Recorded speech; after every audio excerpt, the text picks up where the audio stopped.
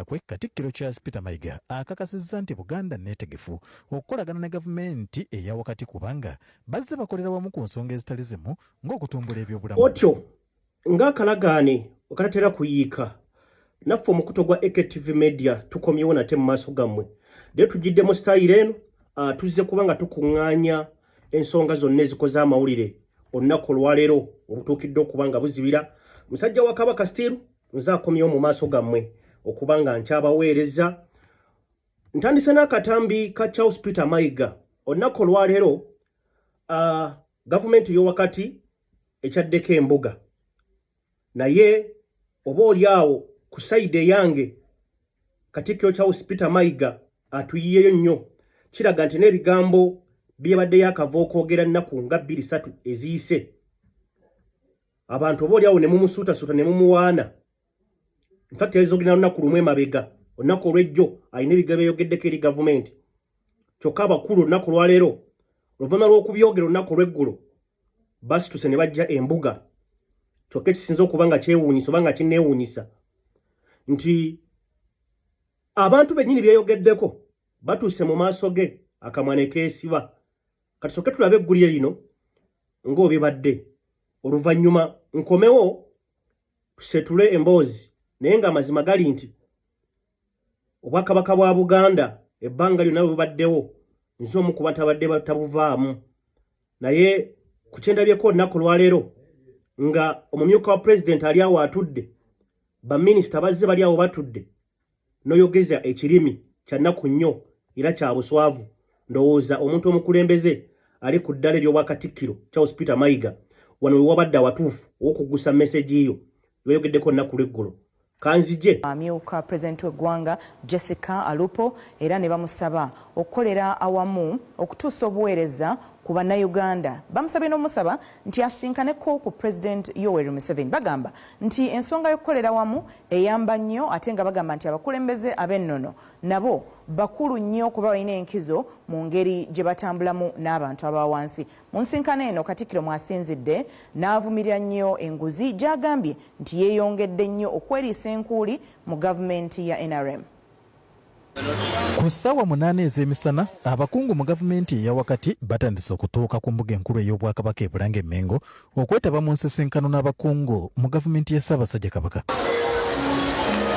Ensisinkano eno yeetabiddwamu baminisita ab'enjawulo ku njuyi zombi nga baminisita ba gavumenti eya wakati bakulembeddwamu omumyuka wa pulezidenti w'eggwanga Major Jessica Alupo. Olukiiko luno lugendereddwamu okunyweza enkolagana wakati wa Buganda ne gavumenti eya wakati wamu n'okulaba ng'enteekateeka za gavumenti ziteekebwa mu nkola mu kitundu kino ekya Buganda. Discussions are focused on political collaboration in implementing presidential initiatives and other programs that directly improve people's lives. Ababadde mu nsisinkano eno bakkiriza nti abakulembeze mu biti ebyenjawulo beetaaga okukolera awamu eggwanga okugenda mu maaso ng'obukulembeze obw'ennono bwa nkizo nnyo mu nsonga eno. Because when our people are transformed, Buganda is transformed and Uganda is definitely transformed. And give us direction on how to lead Ugandans and support them in wealth creation. I'm sure Uganda will achieve much more. Mu kwogera kwe Katikkiro Charles Peter Mayiga akakasizza nti Buganda neetegefu okukolagana ne gavumenti eya wakati kubanga bazze bakolera wamu ku nsonga ezitali zimu ng'okutumbula ebyobulamu, ebyenjigiriza, okukuuma obutonde bw'ensi n'ebirala. Katikkiro agamba nti nga Buganda balina obusobozi okukunga bannayuganda bonna okwettanira enteekateeka ezibayamba kubanga bazze bakikola. Awo wonna tusobolera ddala bulungi okukolagana ne gavumenti abantu baffe ne baganyulwa. Nga bwe mumanyi Ssaabasajja Kabaka atuuka ku muntu asookerwako ng'ayita mu baami be.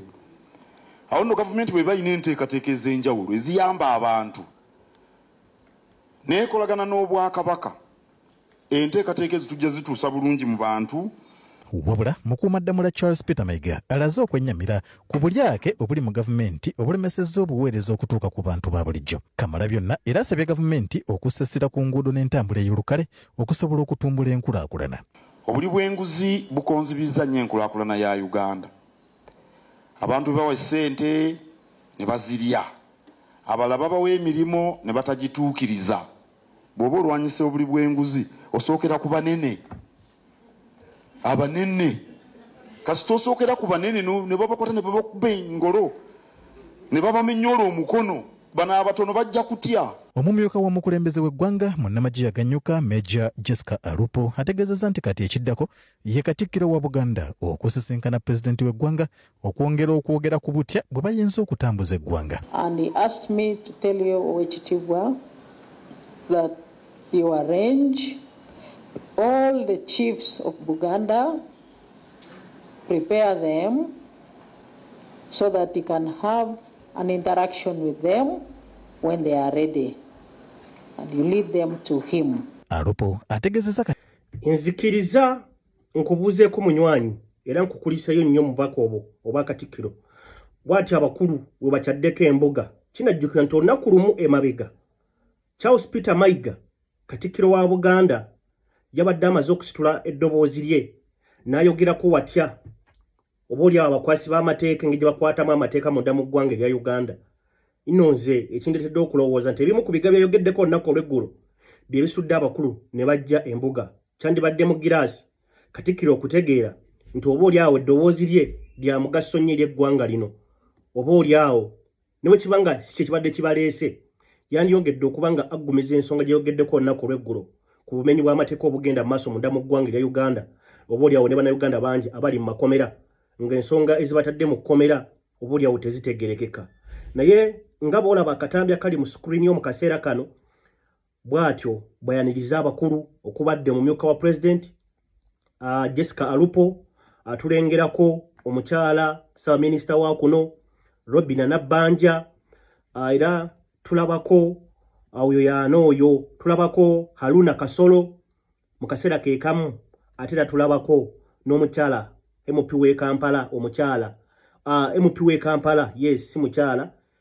mu Kitukula naye MP wa Kampala Central omukyala Misa Kabanda bwe batyo bakyaddeko embuga inno wano lwaki ngambye era omutima gwange gumenyese eri obwakabaka bwa Buganda eri Katikkiro Charles Peter Mayiga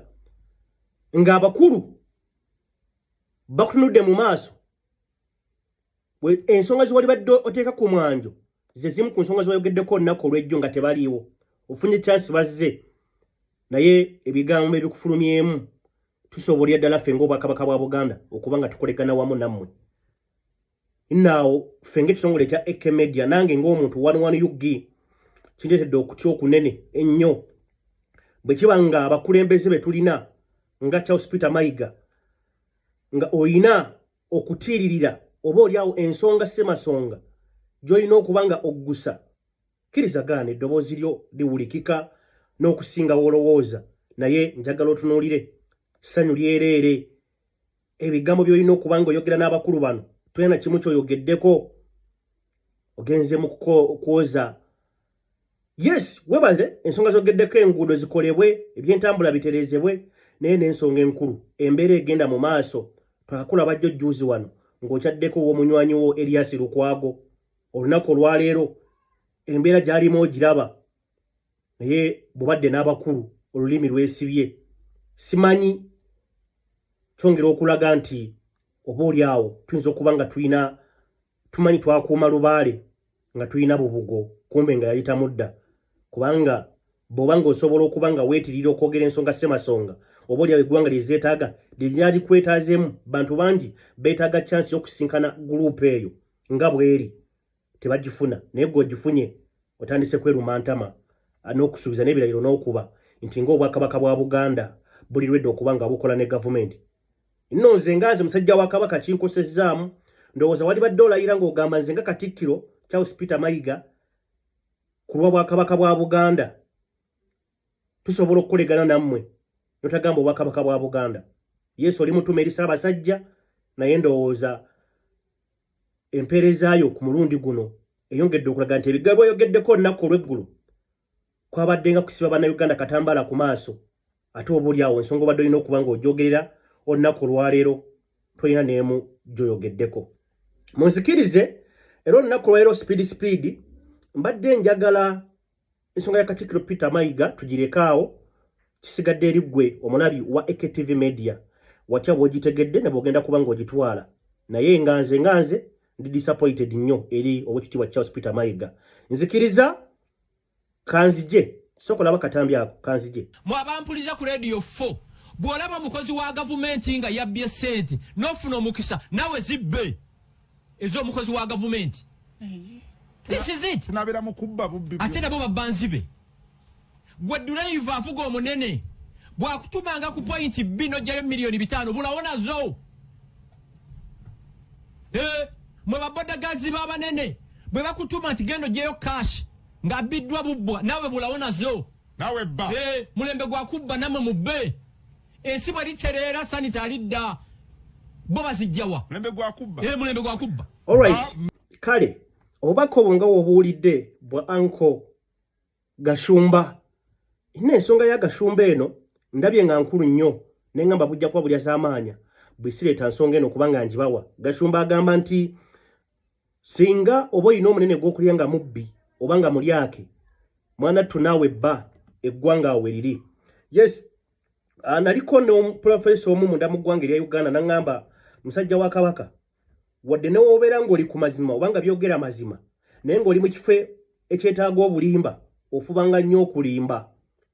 ebbanga lyonamala ng'oyogera amazima naye ng'ekifo ky'olimu kya bulimba togenda kutambula nabo era ogenda kufuuka omulabe waabwe oyinza obutakwatagana nabo nangamba ofubanga nnyo okulimba asikukuleetingawo ebiboozi naye nga byakulimba ojja kusobola okubeera nabo kakati Gashumba akugamba nti oli wabanga bbye essente oli mukozi wa waka situka n'ogusawo ogende bw'abanga ali driver mukama wo n'akutuma ogende ku mafuta onywe miliyoni 5 yitamu buyisi nazo kubanga naye ensonga aba yabbanzibe oyo anko Gashumba bwatyo bwategeezezza eggwanga n'oyo naye ndoozi omulabi nzikiriza era lwaki tonzikiriza nawono nenkwatawo Nambezi abaddeko Nambezi nemujja kumulaba nga ezinyogoga zimulidde abaddeko namba biseera ki bino eyali oba aliko I can predict that in a few years she will be dangling in Kitali ku mulembe ki bw'ojja kulaba niwe guba guno kuba bali ku island gwe gwanyi ovaeyo wa avaaweyo otyo kale nkyayongera okuba nga mbebaza mwenna bentambula nammwe akawungirizi konna kuno olwaleero leero tukoledde mu sitayiri eno bweti yes mujja tukkiriza tuli mu kulongoosamuko ku mpeereza yaffe era mu maaso awo musuubire eky'omutawaana ennyo ogenda kulaba mashini zimaze okuba nga zituuka okuva mu emitala w'amayanja buli kimu so omukutu gwaffe gwa AKTV Media tuli mu nteekateeka ez'okubaweereza eky'omulembe so olunaku leero tulabisa bwe tuti tukyali mu kuba nga tugezesa trials yes ze tulimu naye nga mu maaso awo tugenda kubatuusako eky'omulembe ebigambo ebyo ebiri mu kutambula ku screen yo byayogebwa amyuka omwogezi w'ekibiina kya National Unity Platform ekisinza okuba nga kinkola obubi nti butuukidde olunaku olwaleero ng'omwami ono ali mu kkomera oba oli awo nga teyabba nga sigamba mumenyi w'amateeka alina gwe yakuba oba yakwata mukyala oba sinakindi yalwana nti oba yali mulwanyi nedda ensonga emuli mu kkomera ffenna tugimanyi bulungi nsonga ya bufuzi kubanga yasalawo nawagira His Excellency Robert Kyagulanyi Ssentamu nam ebigambo ebyo yabyogera emyaka ng'ebiri emabega egiyise yavayo n'ategeeza nti omukyala oyo guli mu kulaba ku screen yo mu kaseera kano Anita Among nti tuwajja kuyita na bbanga ddene mu kyeya kino agendako eruzira bassebo ne bannyabo guno gubadde mugongo ogututwala ewa Anita Among ensonga za Anita Among zitutamye biki bye mukukusa Anita Among muyisaawo ki kyandibanga bannayuganda bagezigezi abalabufu bagenda kukituuma erinnya mu bwangu ddala ensonga za Anita Among ziyinza okuweebwa erinnya mu bwangu ddala erinnya linteerewaawo wansi mu comment section kubanga olunaku olw'eggulu kirajjukirwa nti Anita Among bategeezezzaako nti agenda kulabikako mu kkooti ewozesa abalyake n'abakenuzi natalabikako netuguma ntugamba okay kale amawulire ne gajja nti Anita Amongo tabadde mu mbeera nnungi oluvannyuma lw'okufuna amawulire nti agenda kutwalibwa mu kooti pressure zaamukubye enteekateeka z'okumuleta mu kooti ne zinafuuyibwa nitulinda ne bategeeza olunaku olwaleero reliable sources zaffe ez'amawulire enekusifu ddala zitugamba nti Anita Amongo olunaku olwaleero olwokubiri abatambudde nange mu programu kilasi y'olunaku olweggulo gye nakoze n'abategeezezzaako nti obukakafu weebuli nti Anita Amongo agenda kulabikako mu kooti olunaku olwaleero bwe kibadde amawulire n'aga gavumenti gonna gafulumizza eggulire lino nti Anita Amongo agenda kulabikako mu kooti ey'abalyake n'abakenuzi wali ewandegeya banyabo ne bassebo njagala mbategeeze nti Anita Amongo taleeteddwa n'olunaku olwaleero mu kooti eno wabula amakya gonna kuno olwaleero omukulu Chris Obore wamu ne banne be basoose okuba nga balabika mu kooti eno bano nno we basinzidde nga bakulembeddwa mu bannamateeka baabwe ne basaba okuba nga beeyimirirwa nti bawoze omulamuzi w'ekitiibwa omulamuzi oba kooti babeere ya kisa baweebwa akakalu ka kooti oba bail bagende ebweru batandike okuba nga bawoza bava bweru n'ensonga etewakanyiziddwa okusinziira ku mulamuzi ategeezezza nti bano okusaba kwabwe akuwulidde era n'ateekawo ennaku z'omwezi nga 27 omwezi guno okubanga abantu ababiri abantu abasatu oba abana okuli Chris Obore ngono yali clerk wa parliament nti agenda kubanga abawa ensalawo ye ku nsonga yaabwe ey'okubanga baweebwa akakalu banyabo ne bassebo njagala mbategeeze abali ku mukuto gwa AKTV Media nti bana akakalu kamaze dde okubanga kaluma bagenda kubanga bateebwa ly'eggwanga lyange Uganda omulabbayi omukenuzi omubbi omutugumbuzi n'omutujju baweebwa akakalu ka kooti kyokka baabuwe ate munnabyabufuzi oba oliawo omuwagizi w'ebyobufuzi ye abeera ddala mu kkomera ebbanga eddene ggwanga lya Uganda kakati tubadde tukyali awo amawulire gafuluma nti Anita Amongo Nalongo olunaku olwaleero agenda kubanga aleetebwa ku kooti kitwewuunyisizza tukanye kulinda ffe ng'ekitongole kya AKTV Media twasitudde kamera zaffe ne tuziteeka ku kooti ewandegeya abaana ne bambalira ne bakanula eriiso baabuwe bakusakira eggulire eryo ettuufu oba eryo eryokya nga likyayokya wabula bugenza okuziba kawungezi konna kuno olwaleero ng'era Anita Amongo talabiseeko n'omulundi guno nate nno wano bannayuganda we njagala mbagambire nti bino ebintu bya Anita Amongo byandibamu olugerigeri simanyi era kikukusibwa omanyi munda mu ggwanga erya Uganda lino basobola okuteekawo ekintu kye bataddewo naye nga waliwo ebiyita kakati munze nfunyemu ekirowoozo nti bano abakulu bayinza okubaako be bayisa oba oliawo ffe tudde ku kino ekya Amongo taleeteddwa Amongo ajja mu kooti Amongo akola bw'ati naye nga waliwo ebiyita tujja kubimanya nabyo nga enkola yaabwe ebadde eri banyabo ne bassebo wabula ku nsonga ya Katikkiro Charles Peter Mayiga gye nsooseeko wali nyina ensonga gye sibagambye enkulu ennyo Charles Peter Mayiga asuubizza Vice President omukyala Jessica Alupo nti ye nga Charles Peter Mayiga ku lw'obwakabaka bwa Buganda mwetegefu okubanga asisinkana Mwami Museveni.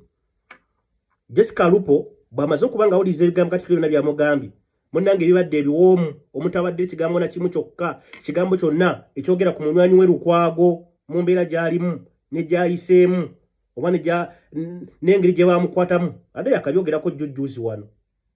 mu lukiiko lwa Buganda lw'embali ya Buganda. Jessica Alupo asituse n'amugamba Katikkiro ndowooza buli kimu tukikoze ekisigalidde kya kusisinkana Mwami Museveni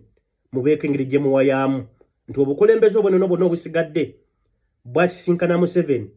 obwa Buganda badde butanasisinkana. Katikkiro akubye ebirala n'ategeeza bo beetegefu ddala bamalirivu okubanga basisinkana Mwami Museveni bakole wamu nabo oba oliawo ensonga ezigenda mu maaso. Yes, Charles Peter Mayiga ategeeza nti ye mwetegefu ddala ngero obwakabaka bwa Buganda kikiri kyenjogeddeko mu kusooka nti singa bino ebigambo abyogedde ye nga ye n'agamba nze ndi mwetegefu okusinkana mwami Museveni tewandibadde buzibu naye ku lwakabaka bwa Buganda fe Abaganda fe abakkiriza mu Buganda nga tulabadde embeera engeri gyetambulamu ofunye kyansa azze embuga tazze yekkaze ne banne ebigambo ne birema okubava mu kamwa kyokka okakasa nti nga bw'ogenda okuba nga obakyalira eyo ensonga nayo n'abali nagistopinze nogistopinga naye ndabye nga kano kadde kakulu mbadde nkaleseeyo okuba nga nkabategeeza so nnaku leero bwetu Anita Amongo era taleeteddwa naye essaawa zibadde ziyingira okuba nga 9-8 tulabyeko abamu ku bannamateeka bano abategeeza nti bo bali ready era baliwo ku lwa Anita Amongo bazze mu kkooti eno okuba nga bawolereza omuntu waabwe naawe essubi ne lityeyongera ne tulowooza nti oba oli awo Anita Amongo nga bwalaba ekiwandiiko kiri ku screen ekyo ntufunamu essuubi ntugamba oba waayi omukyala ayinza okulabikako tukanye kulinda omukyala talabiseeko naguno gwaka kikye bavuga nze naawe era eyo ensonga njagala njibalekere bannyabo ne bassebo oba nammwe mutandikira awo ate nate mutekewo nammwe ensonga zammwe kakati olunaku olw'ejjo olunaku lwali lwa Sande mbadde nsaba musooke mulabe emboozi eno katusooke tulabe endowooza emboozi eno oluvannyuma nkomewo twongere okutambulira ku peegi emu oluguudo olwa Northern Bypass abakulu abalukozesa oba balumanyi okuviirira ebwayiise okutuuka wakati wa Masanafu wa Busega oluguudo olwo lumaze ebbanga ddene nga bazimba kyokka nga bwe bazimba bwe bazimbulula kakati minisita omujja wa Minister of Works ensonga zino yazirinnyeemu dda eggere kanzije katumulabe. Which road in Uganda for maintenance you can 21 kilometer you maintain it in 3 years, that is unacceptable. It should stop. And I was very unsatisfied with the progress on how this road is done. And come Monday, they should collect all their equipment and everything. They go away, they remain with marking. They should stop conniving with our staff on getting corruption roads. Almost every quarter, we lose about 50 billions in the name of Cham just eating alone. So I'm satisfied with that one, things must move. Then even though in the Ministry of Works, you are going to see constant arrests on various roads. Those who have stolen money, you're not worth even to work in the government. Go and start business. This is what we are doing now. Which road in Uganda for maintenance? You can 21 kilometer you maintain. Ono golaba mu screen yo wano. Amanya ge ye Fred Byabakama ngono ye minister omujja owa Minister of Works etula wali ku Port Bell Road owabadde omukulu Katumba Wamala. Mu bigambo bye agamba talabangako gwanga na luguudo olukolebwa mu bugayaavu nga oluguudo luno. Minister Fred Byabakama Byabakama iziti Byabakama lyerinnya lye nga bulaba mu screen oyo agamba nti obunanfuusi n'okuyisaawo ebyabwe okulabikidde ku luguudo luno lwa Northern Bypass era wenjogerera wano omukulu Byabakama Minister owa Works munda mu ggwanga lya Uganda company ebadde eddukanya omulimu guno yagigobye dda munda mu ggwanga erya Uganda agamba emirimu gyayo gisitopinge bunnambiro baveewo bagende kati nno amazima kituufu kiri nti bw'obanga obadde okozesa oluguudo olwo ojja kujulira oba oyinza okubanga gw'omu kwabo abagenda okukkiriza ensonga eno nno ofiisi eno gyalimu ya Minister of Works tebadde enkalu nga bino byonna bigenda mu maaso oluguudo luno okuva lwatandikira okuba mu Busimayi luddaabirizibwa nga bagenda ne bazimba ne baggulawo ne baggala ne baggulawo nga bolaba katambi ako koli mu kulaba awo ku screen yo baggalawo ne bafunza ekkubo jamu n'alyoka akwata ne mubeera mu kakubo ako wakati w'Amasanafu okutuuka Enamuŋŋoona oba ebwayiise mwanattu obadde kitono nnyo singa obadde otambula ku makya n'obudde obwakawungeezi obadde otambulirawo ekitono njogera mu kitono obadde otambulirawo essaawa eziwera 2 nga abakulu bafunze ekkubo naye ng'ensonga eno bagikoledde emyaka 3 oba project eno ekoleddwa wakati w'emyaka 3 kakati olunaku lwero minisita Freddy Byabakama agambye ensonga eno erina okuba nga ekomezebwa bano abalyake n'abakenuzi emirimu gyabwe gikomekerezebwe tebalina kye bagenda kuba nga bongera ku ggwanga lyattu Uganda n'ensonga endala bw'oba olyawo. Nze musajja wa Kabaka the Energy Master Chopper Uganda mukutu gwa AKTV Media kwenkyali okubanga nkuweereza lwaki temunzikiriza nenyongera okubanga mbajjukizako basaba ne bannyabo ng'ennaku z'omwezi 10 omwezi ogw'e10 11 UG nze kennyini kamwa kwogera mbayita okubanga mujaguza wamu nange emyaka 15 mu mawulire nina kye natuumye 15th anniversary program Fairo ku meza live mu class tugenda gikola live program Fairo ku meza abali ku mukutu guli eyo nkoleyo program Fairo ku meza atende ku mukutu guno ogwa AKTV Media ninawo program bagita mu class gituliko mu kaseera kano kakati ngenda kuzomwezi 10 omwezi ogw'e10 nzikiriza mbategeeze tulina show gye batuumye mu class live Fairo ku meza live mu class tuli wali ku Daludiba ekololo okuyingira giri emitwalo 2 gyokka mitwalo 5 mitwalo 3 mitwalo 5 nakakadde akaba bede basebo de banyabo nsaba mbayite mu butongole nsaba okumpagira nsaba mujje mu mpagire ngena kuzomwezi 10 tuli ku Daludiba yes Daludiba ekololo abatamanyi weri botuke kololo ku kisaawe ngo kimalako boti waliwo ekikuba ekikirira erugogo banga kigenda mu boti waliwo kyale kivaako waliwo muzikiti botuka ku muzikiti ogwo waliwo ekikuba kyale kikira botikira mboti ebbale eryawo Daludiba and Lodge wetugenda okubanga tubeera ngenda kuzomwezi 10 omwezi ogw'e10 mu kibatuumye Fairo ku meza live mu class 11 UG nga ajaguza emyaka 15 mu mawulire mujje muneegatteko baganda bange oba olyawo njaguze wamu nammwe mbasaba n'okumpagira mu bombe sibaduumira wabula mbasaba mujje mu mpagire mitwalo gijja kuba 2 mitwalo 5 mitwalo 3 koteke mitwalo 5 ne akakadde kamu nsaba mu mpagire munguleko tiketi abasobodde okugulira olusa abandi tiketi muzibagulire nawe asobodde okugamba nti wanu kulwa emirimu gy'okola oba olyawo nange tebo yino njuguze eya 3 eya 5 n'eyakakadde wamma nja kubeera mu ssimu gye muli nyongera nsinzire wano nkube omulanga abantu abali emitala w'amayanja adada abali wabweru w'eggwanga lino mbasaba okuba nga mumpagira mbasaba okuba nga munkwatirako oba olyawo nange ntegeeze nyinayo baganda bange mu myaka 15 gino gye ngenda okweza ng'ennaku z'omwezi 10 omwezi ogw'e10 nti wamma nina baganda bange abalala bentambuliramu mu kisaawe kino eky'amawulire so nja kuba mu ssimu nnyo singa naaba nfunyeyo oba olyawo ku bantu abali emitala w'amayanja ng'ogamba nedda 11 nze ensonga zange nzikutte bwe nti ennamba y'essimu eri 0759 02 764 0759 02 764 namba yange eri ku WhatsApp waliwo abamu atagala kutirako message ku WhatsApp nakutirako obutezi sente enamba eyo ereeta amannya aga Aisha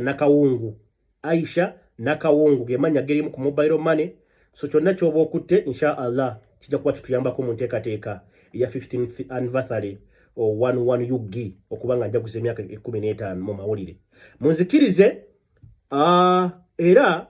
mbadde njagala nkwateko wano katono Anko Gashumba alina kyagamba kanzije omusajja abba ssente mu gavumenti n'azimba essomero bwazimba essomero mwabanaku ate ne mutwalayo ki sente ate n'abakyajinga sente nyingi mutwala y'abaana n'abakyajinga school fees zaabajjeeko mwate omwana we n'amutwala e Buddo bw'amala A-level n'amutwala Oxford oba Yale oba Stanford n'amala okusoma bw'amala okusoma n'afuna omulimu mu NSSF oba mu bitongole by'amaanyi n'afuuka commissioner naye nabba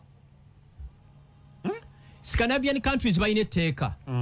Gashumba abeere Munyonyo omwana wayitibwa Shira Gashumba tosobola mujja Munyonyo n'asomera eggayaaza etteeka liveriki abaana balina kusomera mu communal schools mwe bawangalira abantu kasita babeeranga ab'e Munyonyo be bakimanya nti nno abaana baffe balina kusomera muno balwana nnyo amasomero ago gabere Sunday ziberewa waggulu but as long as abanene ababbye sente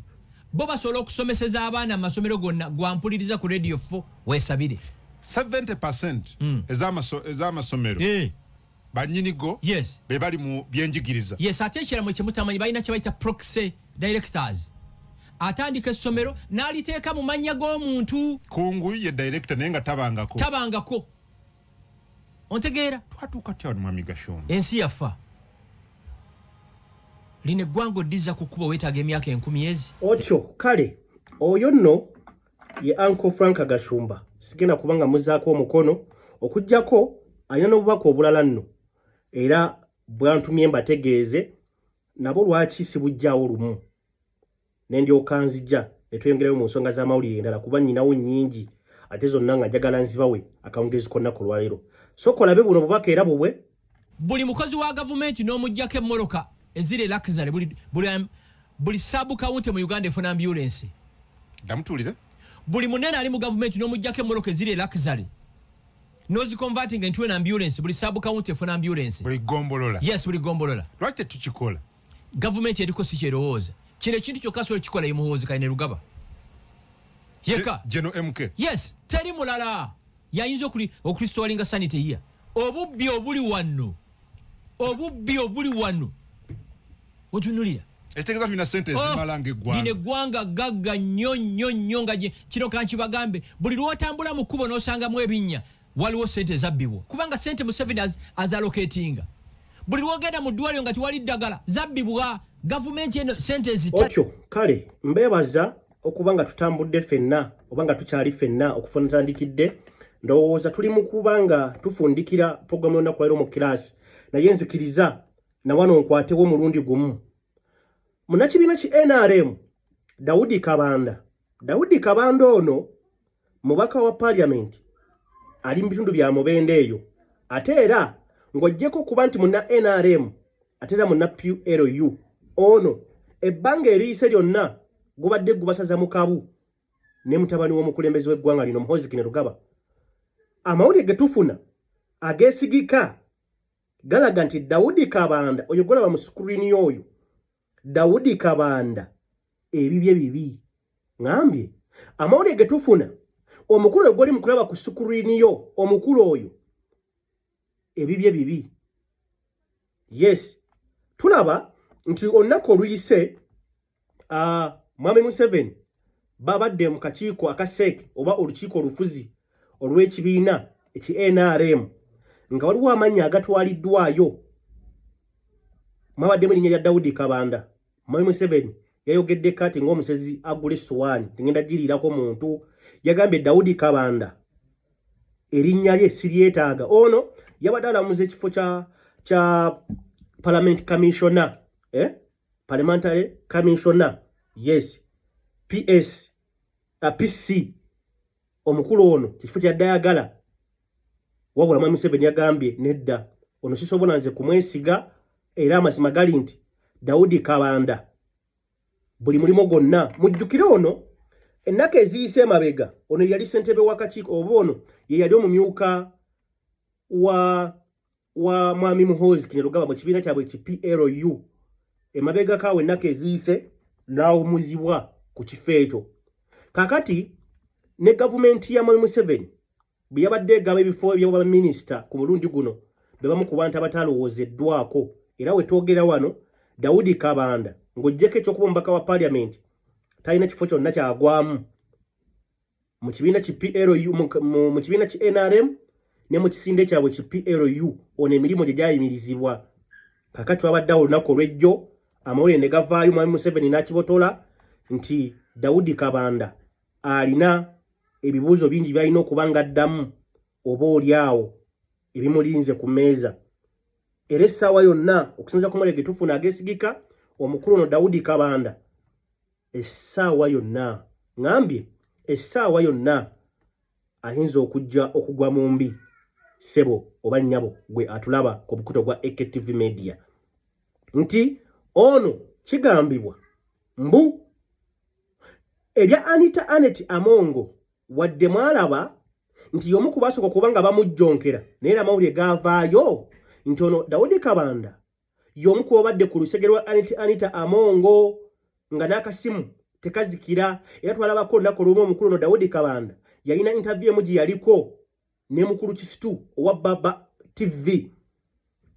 n'abaako obutambi bwe yata obulaga nti waliwo enkolegana wakati we ne Anita Amongo ng'amubulira ku bimuluma kakati okusinziira ku mawulire ge tufuna ageesigika nti Daudi Kabanda y'omu ku bantu abali mu kunoonyerezebwako ku nsonga z'obuli bw'enguzi wangi nti Daudi Kabanda bwe kataligirya essaawa yonna okuva kati tuyinza okumulaba nga y'omu ku bagombeddwamu ebyala kitegeeza nti n'obutaweebwa kifo kyonna mu gavumenti ya Mwami Museveni gy'abadde gyasuutasuuta ne mu kisinde kya mutabani we ekya Muhoozi PLU waliwo ensonga nti ono essaawa yonna ayinza okugenda emabega w'emitayimbwa eyo NRM gye mukolera eyo NRM gye muweereza eyo NRM gye musinziramu okutuntuza bannayuganda eyo NRM gye musinziramu okulengeza bannayuganda ye NRM gye mweyagaliramu ne mubba buli kimu eky'abannayuganda. Daudi Kabanda essaawa yonna bw'atabawo kikyuka ayinza okugenda mu kkomera bassebo ne bannyabo. Amawulire amalala ge tusembayo nago mu nzikiriza nsembayo nagano omukyala Mariam Wangadya ebigambo bye mwabiwulira gye muvuddeko nadi wano ne mbategeeza nti waliwo amawulire agali mu kulinkinga nti omukyala ono ali mu kunoonyerezebwako ku buli bw'enguzi oba kukozesa obubi ofiisi ye nga ssentebe w'akakiiko akalizika eddembe munda mu ggwanga erya Uganda aka NRM. Kyogedde sikyogedde mu nsobi ekigambo ky'ekyogedde kya NRM nkyogedde nkitegeeza. Omukyala ono ennaku eziyise mawulire okwemulugunya kwe oyo omukyala oyo yali mu screen. Amawulire ge tufuna obuzibidde akawungezi konna kuno olwaliro olwokubiri nti Mariam Wangadya tekikyatwala nnaku ziwera 10 nga y'omu kubali emabega w'emitayimbwa kankaddemu mu kawulire. Amawulire ge tufuna Mariam Wangadya agenda mabega wa mitayimbwa nti ono amaze ebbanga ddene nga akozesa ensimbi z'omuli w'omusolo mu bintu ebibye. Twalabyeko bannakibiina ki NRM abakulembeddwamu ono omusajja yatukunamira y'ano omusajja w'eggombo ye yakunama oyo yatugiramu empale ng'agamba essaawa yonna akaku kaweddemu kaakati amawulire gaagano galaga nti omukyala Mariam Wangadya essaawa yonna. Nalabyeko omubaka we Mukono omukyala Betty Nambozi bakireke ng'agamba nti ono Mariam Wangadya yategedde nti akake kaweddemu ali mu kulekulira kifo kya bwa president wa Human Rights kana ali mu kwegula eri bantu afuna buganzi. Kaakati eno NRM gye bakolera movement gye basalawo kubanga basayidinga ekyo kyekola era kyetegeeza Madamu Teacher omukulu ono ali mu kattu era essaawa yonna nabagamba bano balinga ntunika ekuyingira mpola mpola negenda okumaliza ng'ekumazeewo. Kakati amawulire gaagano gavaayo Mariam Wangadya y'omu ku bali mu kunoonyerezebwako essaawa yonna ayinza okugenda emabega w'emitayimbwa. Lwaki baganda bange sibeerekereza akawungezi konna kuno olwaleero bwentyo bwenkoze mbategeezezza leero ndabise bwe nti olw'enteekateeka zitulina gye muli tuli mu kubanga tutereezaamuko tugenda kubawa omutindo tukola bye tukola byonna oba tubeere eno gye tubeera amazima nga gali nti ebirowoozo n'emitima gyaffe nga giri erimmwe be tuweereza. So tubategeeza ffe ng'ekitongole ekya AKTV Media tuli mu kulongoosa mu mpeereza yaffe tugenda kubaweereza ekyo kyennyini ekituufu kye mwagala oba kye mulindiridde ebbanga lyonna. Tuli mu kubanga mbagambye nti mbakubya akaama ne mbagamba nti mashini ebyuma byonna byamaze okuba nga biyingirawo. So mulindiriremu katono tugenda kubatuusako empeereza wamme oba oliawo nga toyoya kozi NTV bagijjako NTV bagitwala mbadde ngenda kubagamba nga toyoya na kulaba NTV akawungezi kubanga buli sawa emu buli lwa mukaaga buli sawa emu eyakawungezi tulina kye tubafumbira lindirira ate buli lunaku lwa mukaaga tugenda kubaawo wano ne baganda baffe ab'enjawulo nga tutemaatema ensonga ezikoze amawulire buli wiiki mu wiiki yonna